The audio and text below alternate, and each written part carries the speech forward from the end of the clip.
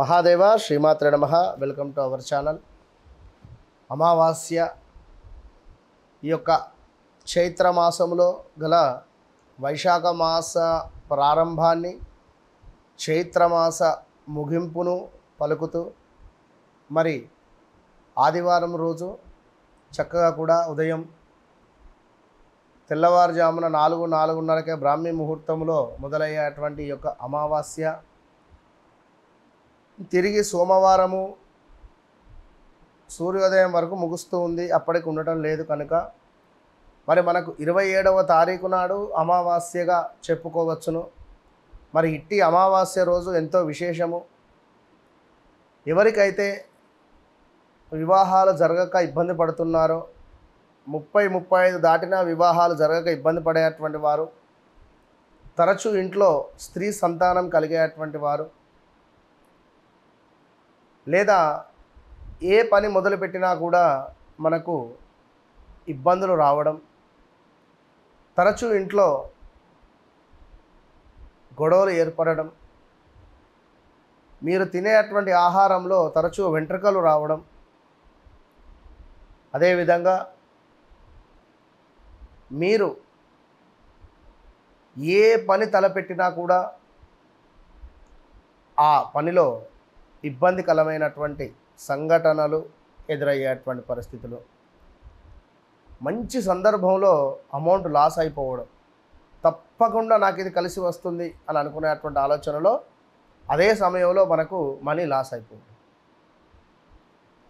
ఇంకను భార్యాభర్తలలో గొడవలు, విపరీతమైనటువంటి గొడవలు ఏర్పడము, డైవర్స్ దాకా వెళ్ళేటువంటి సందర్భాలు, ఇంకా వ్యాపారము ఎంతో ఇబ్బందికరంగా ఉండేటువంటి పరిస్థితి. మరి ఇలాంటి సందర్భాలలో ఈ అమావాస్య రోజు మనం చెప్పేటువంటి కొన్ని పరిహారాలు పాటించండి. ఖచ్చితంగా దగ్గరలో ఉండేటువంటి గోదావరి కానీ, యమున కానీ, గంగా కానీ ఎక్కడికైనా వెళ్ళి తప్పకుండా స్నానాన్ని ఆచరించండి. ఈరోజు ఖచ్చితంగా నదీ స్నానాన్ని ఎట్టి కోశాన కూడా ఆచరించేటువంటి ప్రయత్నం చేయండి. అదేవిధంగా మరి ఈ అమావాస్య రోజు మనకు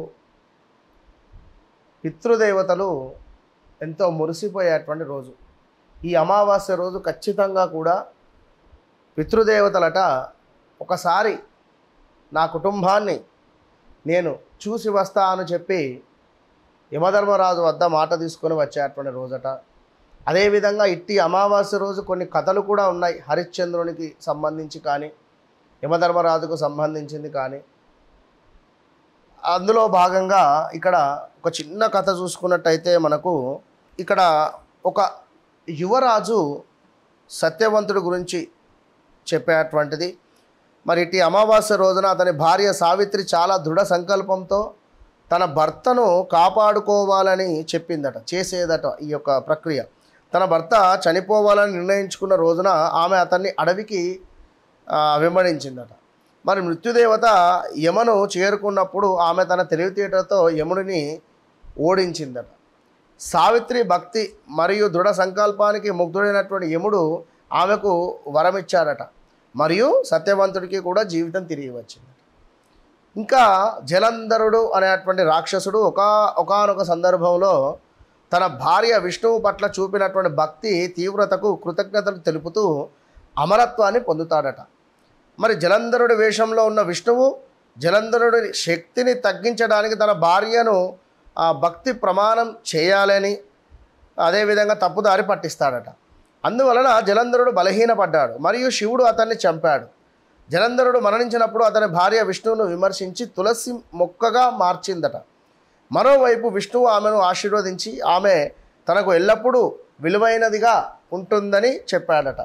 ఫలితంగా భక్తులు ఆ ఆకులను ఉపయోగిస్తూ ఉంటారట. సో అందువల్ల తులసి పూజ అనేటువంటిది మన హిందూ యొక్క సాంప్రదాయంలో ఎంతో విశేషం. ఇంకా హరిశ్చంద్ర మహారాజు కథ చూసుకున్నట్టయితే ఈ యొక్క అమావాస్య రోజు నాడు, ఇదే అమావాస్య రోజు నాడు హరిశ్చంద్రుడికి సంబంధించింది ఏమిటంటే దయగల మరియు న్యాయమైనటువంటి పాలకుడు. అతను తన నిజాయితీ మరియు నైతికతకు ప్రసిద్ధి చెందాడు హరిశ్చంద్రుడు. అయితే అతను అనేక ఇబ్బందులతో ఎదుర్కొన్నాడట కొన్ని సందర్భాలలో, మరియు తనకున్నదంతా కోల్పోయాడు. సత్యము మరియు న్యాయం పట్ల అతని అంచలంచలమైనటువంటి అంకిత భావం అతని కుటుంబము మరియు రాజ్యాన్ని విస్తరిస్తుంది. అందరికీ తెలుసు. చివరికి ఇదే మనకు ఈ చైత్ర అమావాస్య నాడు విష్ణువుకు పూజలు చేయడం మరియు ప్రార్థించడం ద్వారా అతను మోక్షాన్ని పొందుతాడట. చూడండి, ఈరోజు నాడు నిజంగా అంటే ఇట్లా 2-3 కథలు కూడా ఉన్నాయి. సో ఈరోజు పితృదేవతలకు అంటే చనిపోయినటువంటి అంటే నాన్నగారికి, వారి నాన్నగారికి, వారి పేర్లను తలుచుకొని వారికి ఆహారానికి ఇష్టమైనటువంటి వారి ఏవైతే ఆహారం ఇష్టమో అట్టి ఆహారాన్ని తప్పకుండా కూడా వంట చేసి వారి ఫోటోలను శుభ్రపరిచి వారి ఫోటోల ముందు నివేదించి, అదేవిధంగా ఈ 11:30 నుండి 12:30 ప్రాంతంలో తప్పకుండా మన గుమ్మం బయట అంటే మన సింహద్వారం బయట లెఫ్ట్ సైడ్కు ఒక రాగి చెంబులో నీటిని పోసి ఆ రాగి చెంబును అక్కడ పెట్టి దానిపై ఒక దీపాన్ని వెలిగించేటువంటి ప్రయత్నం చేయండి. ముందుగా రాగి చెంబులో కొన్ని నీటిని పోయాలి. ఆ నీటిని పోసినటువంటి చెంబును మనము బయటికి వెళ్ళే సందర్భాలలో మనకు లెఫ్ట్ సైడ్లో ఆ చెంబును పెట్టి ఆ చెంబుపై ఒక మూతను పెట్టి ఆ మూతపై ఒక మట్టి ప్రమిదలో నువ్వుల నెయ్యి పోసి దీపారాధన చేయడం వల్ల పితృదేవతలకు మనం వారిని ప్రేమిస్తున్నాము అనేటువంటిది కానీ మనం వారిని గుర్తిస్తున్నాము అనేటువంటి భావన ఆ పితృదేవతలకు కలిగి వారి సంతోషంతో మురిసిపోతారు. దీనివల్ల మనకు ఏవైతే ఆటంకాలు కానీ అవరోధాలు కానీ స్త్రీ సంతానాలు కానీ స్త్రీ శాపాలు కానీ గురునిందలు కానీ ఏ ఉన్నా కూడా మనకు తొలగిపోతాయి. అదేవిధంగా ఈ రోజు నాడు చేసుకునేటువంటి దాన ధర్మాలు ఎంతో విశేషము. పితృదేవతలకు తర్పణాలు విడిచిపెట్టండి.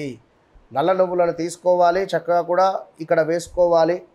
ఇలా బొటనవేలు నుండి చక్కగా కూడా వారి పేరును చెప్పుకోవాలి. తర్పయామి తర్పయామి తర్పయామి పలానా రాజయ్య తర్పయామి పలానా నరసయ్య అంటే రాజయ్య వాళ్ళ నాన్న నరసయ్య పితామహ ప్రపితామహ తర్పయామి ఇట్లా మీకు గుర్తున్నటువంటి వారిని పేర్లను చెప్పుకొని దక్షిణం వైపుగా కూర్చొని తర్పణాలను విడిచిపెట్టడం వల్ల ఎంతో అద్భుతమైనటువంటి ఫలితము మీకు లభించేటువంటి పరిస్థితి ఉంటుంది. కనుక మరి ఈ యొక్క అమావాస్యను అద్భుతంగా కూడా వినియోగించుకోవాలని చెప్పి మనస్ఫూర్తిగా కూడా కోరుకోవడం జరుగుతుంది. ఇంకనూ ఎన్నెన్నో విషయాలు చెప్పడం జరిగింది ఇక్కడ. ఈ అమావాస్య రోజు నాడు ఫాస్టింగ్ కూడా ఉండడం వల్ల ఎంతో విశేషమని చెప్పడం జరుగుతున్నది. దాన ధర్మాలు చేయడం కావచ్చును. అదేవిధంగా ఇంటిని శుభ్రపరచుకొని చక్కగా కూడా ఈ అమావాస్య రోజు గణపతికి ఆరాధన చేయాలట. సాక్షాత్తు శ్రీ గణపతుల వారికి చక్కగా కూడా కర్పూరంతో హారతి ఇవ్వాలి. అదేవిధంగా విష్ణు సహస్రనామము లేదా విష్ణువుకు సంబంధించినటువంటి ఏ ఇతర స్తోత్రాలైనా చదువుకోవాలని చెప్పడం జరుగుతున్నది.